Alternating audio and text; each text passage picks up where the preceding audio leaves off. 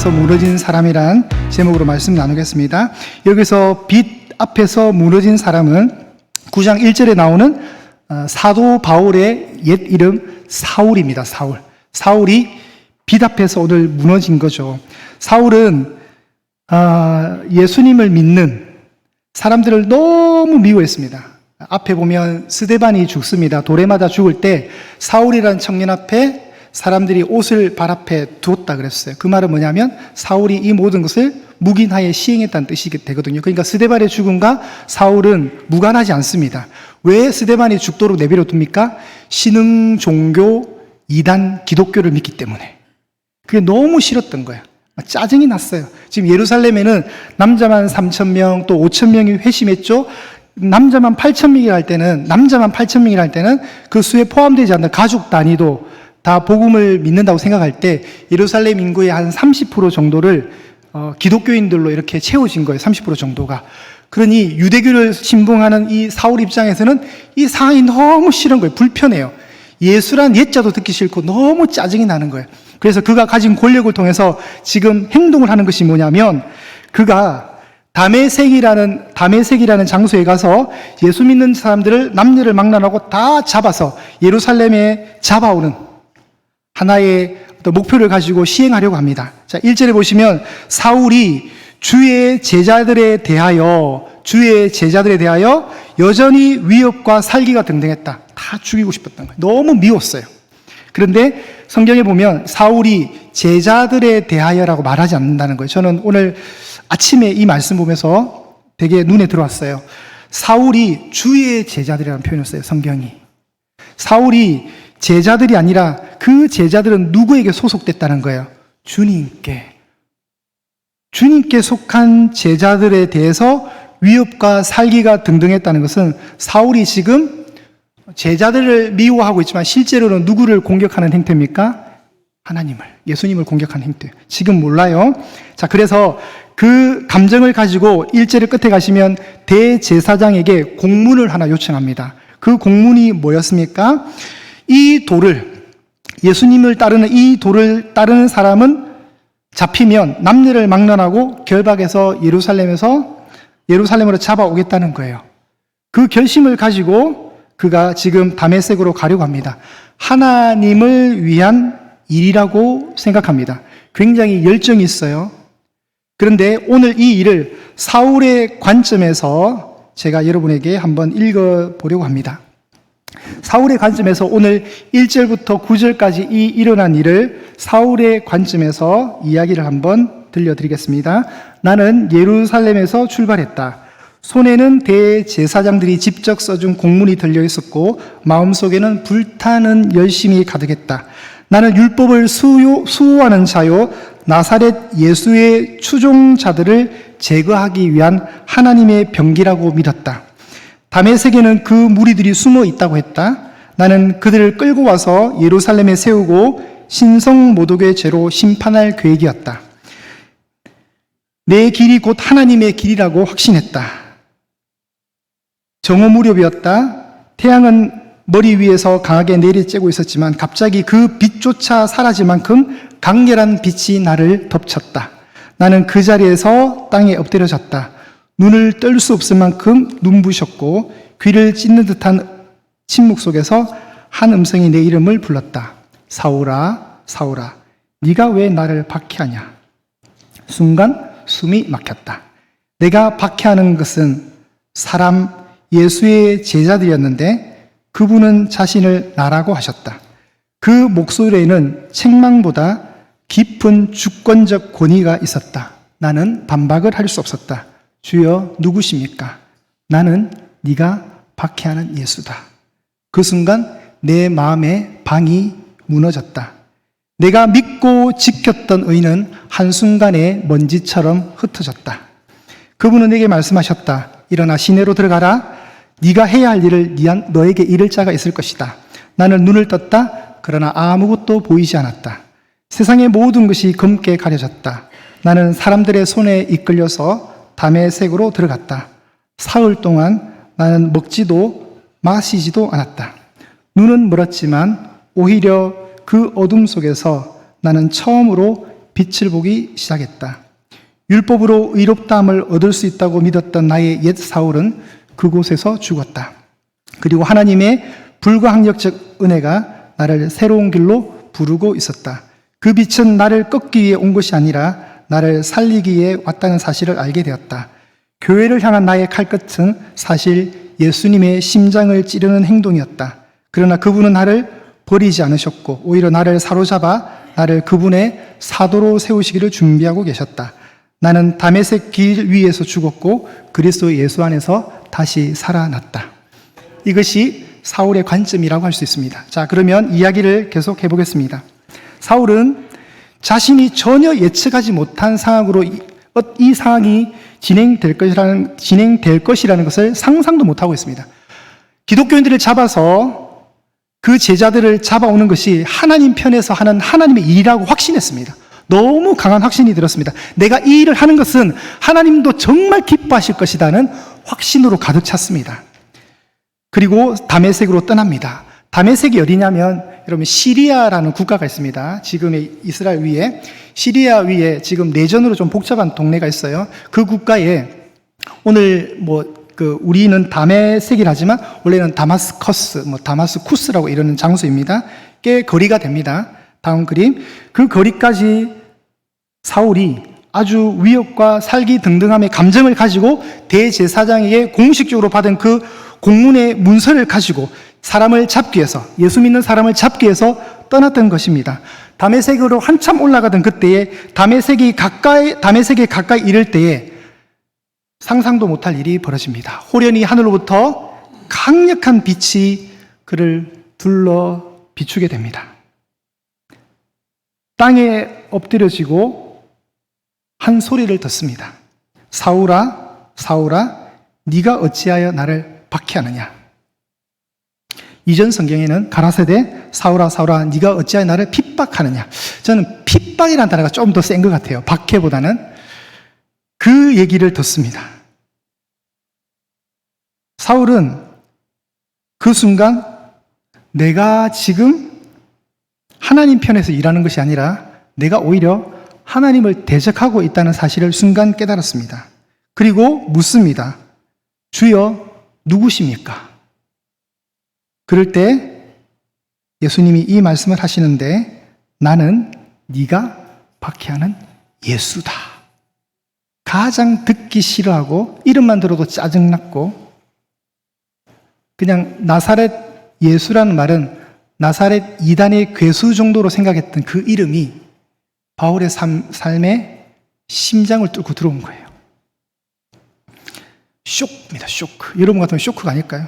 제가 목사로서 날마다 새벽에 말씀을 전하고 기도하고 있는데 갑자기 용만아 네가 왜 나를 박해하느냐? 당신은 누구십니까? 나는 부처다 이래버리면 제가 안 놀라겠어요? 여러분 다 안 놀라겠어요? 아니 나는 하나님 믿고 나는 하나님 살아계심을 믿고 있고 예수님은 나의 구주 나의 하나님인데 왜 불교의 부처가 나한테 옵니까? 그럼 쇼킹하겠죠. 그럴 수 있습니다. 그렇죠. 나는 하나님만이 참 하나님이시고 예수님만이 하나님의 아들로서 나의 구원자라는 사실을 신앙 고백하고 있는데 갑자기 저쪽 동네에서 저쪽 교주가 와서 나는 부처다 이래버리면 제 인생을 뒤엎는 거예요, 여러분. 저는 앞으로 어떻게 살아야 돼요? 그죠? 머리 깎고 들어가는 수밖에 없는 거죠. 백년사 제일 가까운 데로 가서 마반야 바람 일다 신경 관자재 행신반 이런 거 외치고 있겠죠. 목탁도 들면서. 충격입니다. 바울 입장에서. 그분의 음성은 아주 날카로웠습니다. 사울을 비췄던 그 빛은 사울의 눈을 찔렀고 사울이 가지고 있던 확신을 하나씩 찢어버린 거죠. 확신이 완전 무너진 겁니다. 내가 확신하다고 했던 신념과 판단, 경험, 그리고 구약의 모든 배경을 잘 알고 있는 구약의 율법 학사로서의 그 권위와 구약의 신학이 그 순간에 다 무너지는 거예요. 너무나도 나는 하나님 편에서 일한다고 생각했는데 이게 지금 상황이 이상하게 흘러가는 거예요. 사울은 이런 하나님의 음성을 어떻게 이해했을까요? 구약을 잘 아니까 사울아 네가 어찌하여 나를 박해하느냐라고 할 때 그런 음성을 들을 때 사울은 사실 어색하지 않습니다. 왜냐하면 구약에는 아브라함도 그렇게 부르시거든요. 하나님이 현현하셔서 다니엘도 부르시고 이사야도 그렇게 부르셨고 에스겔도 그렇게 부르셨고 이삭에게도 나타나셨고 야곱에게도 나타나셨고 모세에게도 나타나셨고 그 구약의 수많은 주의 종들을 소명으로 부르실 때 콜링하실 때 다 알아요. 그러니 이 빛을 통해서 들려오는 이 음성이 심상치 않다는 걸 알아요. 직감했을 겁니다. 하나님이 지금 현현하셨구나. 그런데 하나 걸리는 것은 왜 나를 박해하냐 이거예요. 자신은 하나님을 박해한 적이 없거든요. 그래서 주라고 얘기하는 겁니다. 이때 주만 해도 하나님으로 생각했을 거예요 아마. 그런데 전혀 엉뚱한 이름이 나온 거예요. 나는 네가 핍박하는 박해하는 예수다 이래버리니까 바울은 그때부터 완전히 멘탈이 다 무너지는 거예요. 그 순간 여러분 그동안 자기가 쌓아왔던 그 모든 것이 부정하게 되는 거예요. 빌립보서 3장에 보면 자, 한번 찾아주실까요? 바울의 이력이 나옵니다. 자신의 자랑이죠. 빌립보서 3장 5절과 6절입니다. 나는 8일 만에 할례를 받고 이스라엘 족속이요 베냐민 지파요 히브리인 중에 히브리인이요 율법으로는 바리새인이요 열심으로는 교회를 박해하고 율법의 의로는 흠이 없는 자다. 완벽합니다, 여러분. 그래서 아무도 바울에게 가서 전도할 수가 없어요, 사실은. 너무 초엘리트급이에요. 그러니까 안 되니까 하나님 직접 오신 거예요, 예수님이. 여러분, 바울에게 정말 복음을 전하기를 했으면, 물론 하나님이 또 사용하셨다면 누군가는 또 전했을 수 있지만 바울은 너무 센 사람이에요. 너무 외형적, 환경적 조건이 완벽해요. 완벽합니다. 통일왕국 시대의 첫 번째 사울 왕이었던 그 이름도 그대로 따왔고 베냐민 지파, 첫 왕을 배출했던 그 지파 중에 베냐민 지파, 자신이 베냐민 지파인 거예요. 난지 8일 만에 할례를 받았다는 걸 정통 유대인 남자만 할 수 있는 거예요. 이스라엘 족속이고 히브리인 중에 나는 히브리인이다. 율법으로는 나는 바리새파다. 최고의 최고예요. 그런 바울이 그가 가장 싫어하고 혐오했던 그 이름을 듣는 순간 얼마나 충격이었겠어요, 여러분. 여러분 이어령 교수라고 있습니다. 초대 문화부 장관 했던 분. 이분은 인생의 마지막 시간대에 예수님 믿게 되었습니다. 그런데 예수님 믿기 전에 이 사람은 무신론자였고 비기독교적 사상가로 활동을 많이 했습니다. 그가 가진 지식은 많은 지식인들의 롤모델이었죠. 정말 저 사람이 가지고 있는 어떤 학식의 그 방대함은 대단했습니다. 근데 신은 없다고 믿는 사람이에요. 그리고 신을 없다고 믿기에 굉장히 기독교 입장에서 불편했던 사람이고 또 기독교를 부정하는 사람들 입에서는 아주 선두주자였죠. 그런데 이분에게 하나의 사건이 벌어집니다. 이분이 결국은 저희 조직으로 들어오게 되었어요. 왜 그랬을까? 딸이 췌장암에 걸렸어요. 그리고 그가 그렇게 말했습니다. 너무 고통스러운 딸을 보면서 그가 했던 말이 뭐냐면 신이 계시다면 내 딸을 살려주십시오. 신이 존재한다. 그것은 무신론자였다니까. 신은 없다고 믿었다니까요. 근데 딸의 아픔 앞에서 아버지가 무너진 거예요. 근데 더 놀라운 것은 그렇게 될 수 있었던 것은 췌장암에 걸려서 고통스러워 하는데도 그 딸이 내뱉는 고백이 이 아버지의 마음을 흔드는 거예요. 하나님이 나를 사랑하신다. 이게 여러분 말이 안 되잖아요. 사랑하시는데 병을 줘요? 그것도 제일 센 암, 췌장암. 근데 하나님 사랑하는 이 아이가 믿는 하나님은 도대체 어떤 신이길래 이 아이는 이런 고백을 하지? 그러면서 생각이 혼란하고 있을 때 너무 고통스러워하는 딸을 보면서 그가 한번 무너지기 시작한 시점이 이 시점이죠. 신이 계시다면 내 딸을 살려달라. 그럼 내가 당신을 믿겠다. 조건을 걸었어요. 그러면서 그가 성경을 보기 시작했습니다.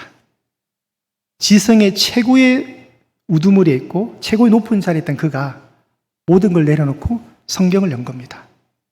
그래서 하나님을 만나게 되었습니다. 알 수 없는 힘이 그를 강권적으로, 아마 그도 우리가 모르는 어떤 생명의 빛에 의해서 끌림을 받았겠죠. 그리고 그 딸이 낳았느냐? 또 그렇지도 않아요. 그 딸은 그냥 하나님의 부르심을 받고 별세를 한 거죠. 그렇지만 딸의 죽음 앞에 그가 다시 이런 신이라면 나는 안 믿겠다가 아니라 그 죽음 앞에 더 하나님이 어떤 분이신가를 더 체험하게 되고 끝에는, 이분의 끝에는 결국 기독교적 변증가로 사셨습니다. 책도 남기셨고요. 그래서 우리에겐 참 힘이 되었습니다. 아, 하나님이 저런 분도 꺾으셔서 주님 앞에 무릎을 꿇게 하시는구나. 마치 사울을 그렇게 하셨듯이. 그러니 이분의 어떤 삶의 패턴을 보면 우리가 느낄 수 있는 게 참 많을 수 있습니다. 많은 비그리스도인들이 많은 갸우뚱했을 까 아마 이쪽으로 넘어올 때 많은 그 이어령을 따랐던 무리들이 너무 좀 당황했을 거예요. 아니 저분은 어떻게 교회로 가냐 이랬을 거예요. 근데 하나님은 때가 되면 그분을 부르신 거죠. 딸아이의 딸의 그 아픔을 통해서 딸은 결국 아버지가 예수님 믿도록 하는 통로가 되었습니다. 자, 그런 상황처럼 지금 하나님이 자신의 그 세계관 속에 강하게 박혀있던 이 사울을 꺾으시는 거죠. 결국은 꺾으셨습니다. 나는 네가 박해하는 예수다. 이 한마디에 그는 무너졌습니다. 더 이상 뭘 말하겠어요? 무엇을 말하겠습니까? 그리고 일어나서 시내로 들어가거나 앞으로 너에게 어떤 일이 벌어질 것을 알려줄 자가 있을 것이다. 그게 이제 나중에 나오는 아나니아라는 제자였고, 같이 가던 사람들은 소리만 들었지 아무것도 보지 못했고, 땅에서 결국 일어난 사울은 눈을 뜨고 싶었지만 아무것도 보지 못했습니다. 아무것도 보이지 않았습니다. 아주 당당하게 기독교인들을 죽이기 위해서 공문을 가지고 씩씩하게 다메섹을 향해 걸어갔던 그는 아주 초라한 모습으로 다메섹에 들어가게 되는데 8절의 끝에 나오는 사람의 손에 끌려 다메섹에 들어갔다. 여러분 앞을 못 보니까 어떻게 해요? 누군가가 잡아주고 가야 되죠. 무기력한 사람이 되었습니다. 갑자기. 여러분 이것을 우리가 신앙적 용어로 자기 부정당함이라고 합니다. 자기 부인. 이제는 내 의가 아니라 그분의 인도 속에만 살 수 있는 겁니다. 다메섹으로 들어가고 사흘 동안, 3일 동안 그는 보지도 못했고 먹지도 마시지도 않았습니다. 여러분 한번 묵상해 보십시오. 이 3일 동안 사울이란 이 청년은 무엇을 했을까요? 3일 동안. 마치 예수님이 무덤에 계셨던 기간처럼 그는 이 3일 동안 무엇을 생각했을까요? 아마 많은 것들이 혼란스러웠을 건데 아마 차분하게 정리했을 겁니다. 그리고 구약에 능통했으니 그 구약에서 말했던 아들, 여자의 후손 이런 부분들이 아마 해석이 되었을 거예요. 암호화되어 있고 그림자로 존재하고 모형으로 존재했던 그 예수라는 사람의 이야기, 하나님 아들을 내가 보내겠다는 하나님의 그 섭리가 있었잖아요. 그 구원의 계획에 대한 이해가 있었을 겁니다. 그가 믿었던 모든 신념들이 예수님 앞에서 다 먼지처럼 흩어졌다는 이 사실을 알았고, 하나님께서 나를 살리기 위해서 이 시점에서 나를 멈추게 하신구나를 알게 되었을 겁니다. 사람들은 속도와 열심, 열정을 아주 중요하게 생각합니다. 속도가 있으면 더 빨리 갈 수 있고, 더 멀리 갈 수 있고, 더 많은 것의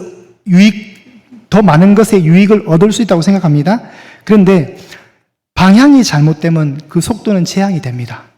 그렇겠죠? 사울이 그랬던 거죠. 그는 종교적으로 아주 모범적인 사람이었고 누구보다도 종교적으로 열정이 넘쳤던 사람이었습니다. 그는 내가 하나님을 위해서 산다. 나는 철저하게 하나님 편에서 살아가는 복된 사람이라고 생각했고 그것을 확신했습니다. 그래서 그는 정의의 칼을 뽑았던 거죠. 그런데 그 정의의 칼은 전제가 있습니다. 하나님이 없는 정의의 칼이었습니다.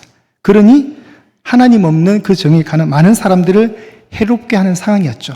그런데 하나님이 다메섹에서 나타나셔서 멈추게 해 주신 겁니다. 확신이 강하면 멈추기도 어렵습니다. 오히려 더 속도를 내는 법이죠. 지금 사울이 딱 그런 모습이에요. 확신이 넘치니까 이걸 제어를 못하고 있는 거예요. 그러니 어떻게 해요? 예수님이 직접 나타나셔서 그만해, 여기까지야. 그래서 여러분 우리가 살다가 하나님께서 멈추게 하실 때가 있습니다. 때로는 관계 속에서, 건강 속에서, 때로는 일터 속에서, 내가 가던 길에서 하나님이 멈추게 하실 때가 있다면 그때 진짜 빛이신 예수님을 보시기를 바랍니다. 그거는 여러분을 살리기 위한 거예요. 사울이 지금 어떻게 됩니까? 하나님이 사울을 살리기 위해서 이 방법을 쓰시는 거예요. 온 유대와 사마리아와 땅끝까지 가야 될 한 사람을 쓰기 위해서, 이방의 사도로, 이방의 빛으로 세우기 위해서 사울을 지금 만나주시는 겁니다. 결국은 사울은 예수님을 찾지 못합니다. 찾을 수가 없어요. 그죠? 가장 증오하는 이름이니까. 그런데 사울이 못 찾으니까, 찾을 수 없으니까 어떻게 해요? 예수님 직접 다시 오시는 거예요. 예수님이 그 인생에 뚫고 들어오셔서 그를 찾아오신 겁니다. 하나님의 절대적 주권의 개입입니다. 그러나 이게 복된 인생이에요. 여러분 교회를 다니십니다. 예수님을 믿어요? 복인 줄 아시기 바랍니다. 하나님이 여러분 인생에 개입하지 않으셨다면, 여러분 인생을 찾아오지 않으셨다면 여러분 여전히 지옥 갈 운명인 거예요. 그런데 얼마나 기적과 같은 일이 일어났습니까? 오늘 말씀 속에서 이 9절까지 있는 이 말씀 속에 가장 한 줄의 핵심이 있다면 여러분 5절입니다. 대답하되 주여 누구십니까? 나는 네가 박해하는 예수다. 이 한 문장이 오늘의 모든 사건을 끌고 가는 거예요. 가장 중요한 이 사건. 그래서 우리가 이 말씀 속에서 보는 것은 뭐냐면 사울은 한 번도 예수님을 핍박한 적이 없습니다. 사울은 한 번도 예수님을 박해한 적이 없습니다. 그런데 예수님은 교회가 겪는 고통과 박해를 자기 것으로 이해하신다는 거예요. 이해가 되십니까, 여러분?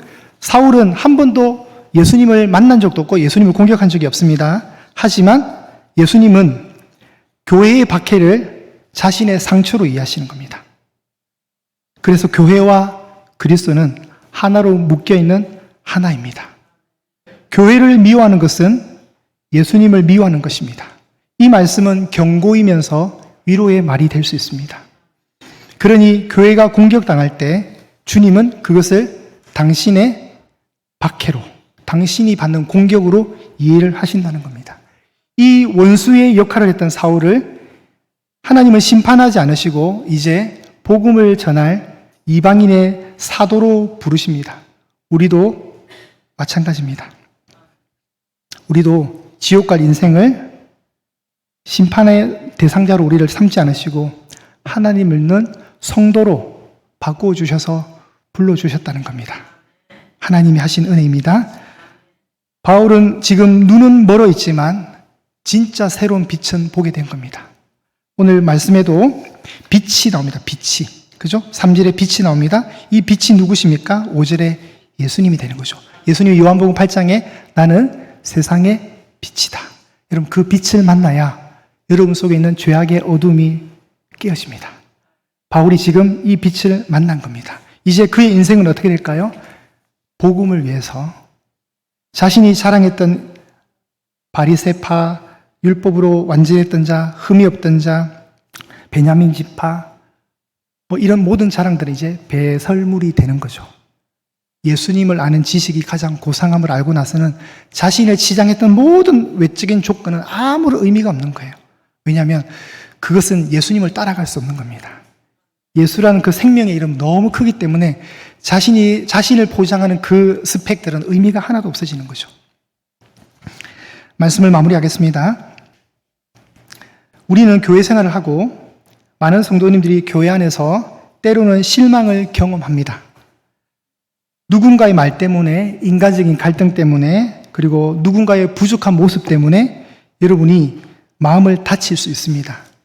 그런데 그럴 때 여러분 실수로라도 교회를 공격하지 마십시오. 왜냐하면 예수님은 교회와 일치된 분입니다. 예수님은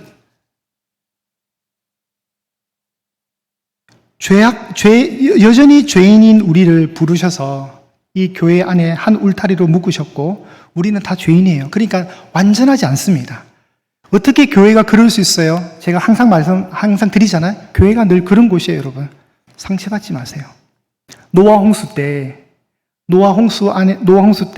그 방주 안에 노아의 8 식구가 향긋한 향수를 맡으면서 살았을 것 같아요.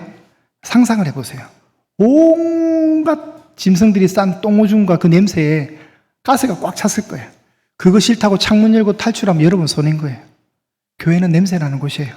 그러니 상처로 인해서, 갈등으로 인해서 부족한 모습 때문에 스스로 실망하지 마시고 예수님처럼 하십시오.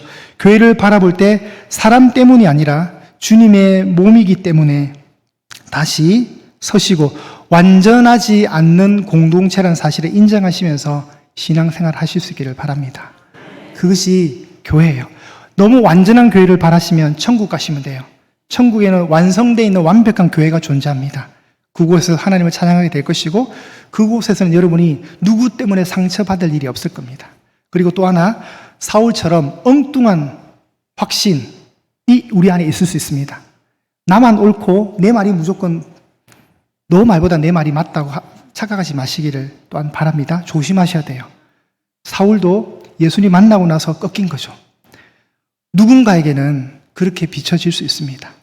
그렇게 할 때 항상 겸손하시고 교회를 위해서 일하실 때도 스스로 상처받아서 스스로 막 열받지 마시고 교회는 이런 곳이니까 그냥 소리 없이 그 어떤 일을 하시기를 바랍니다. 이런 은혜가 여러분이 있기 바랍니다. 진짜 빛 대신 예수님 만나시고 그분의 영광을 경험토록 여러분이 날마다 이 귀한 생명의 울타리 속에 신앙생활 반듯하게 잘 할 수 있기를 축복합니다.